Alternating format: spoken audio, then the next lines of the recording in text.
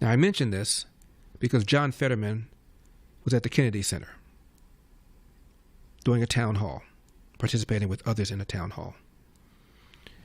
And John Fetterman has surprised, I think, a lot of people by being probably the lone major voice of reason and common sense in Congress.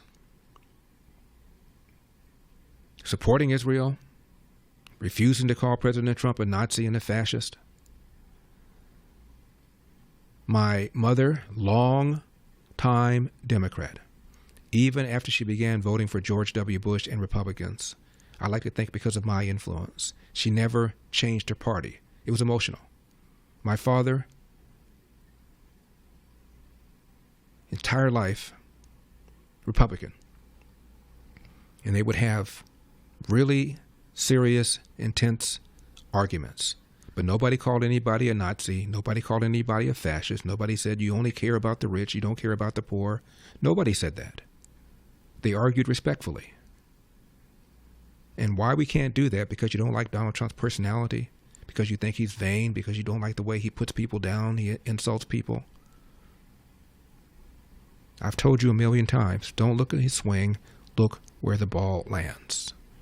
On the economy, on foreign policy, on borders, on school choice, on crime, on the common sense not to have biological men competing against biological women,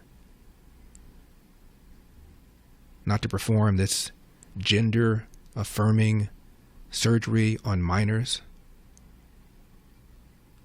Common sense.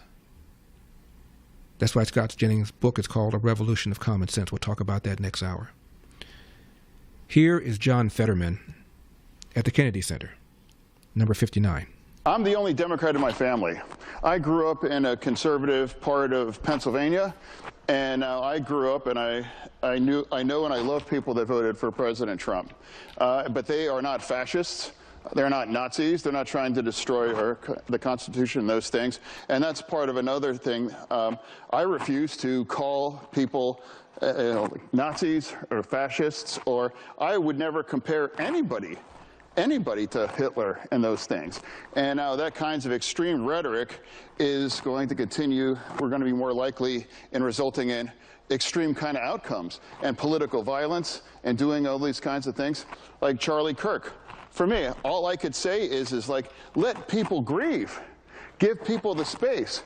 I'm not going to use that terrible thing and that passive assassination to make my argument and try to put out my views. It's like, my God, you know, he's a father that had his neck blown out by a bullet. And now people have forgotten. President Trump was, in my state, was shot in the head. And if that would have, could you imagine where our nation would be if he was hit in the same way with Kirk? We really got to turn the temperature down. And we can agree to disagree on these kinds of things. But right now, shutting down the government, I just can't take it that. We should agree to take the temperature down. And you have people like AOC still refusing to give Donald Trump credit. Well, we'll see. It's hard to say. I don't know. Honestly. Still calling him a racist.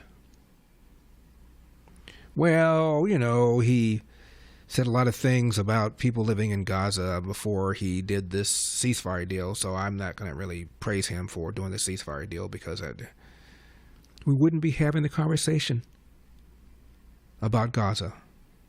October 7 never would have happened had Joe Biden not pulled out the way he did from Afghanistan.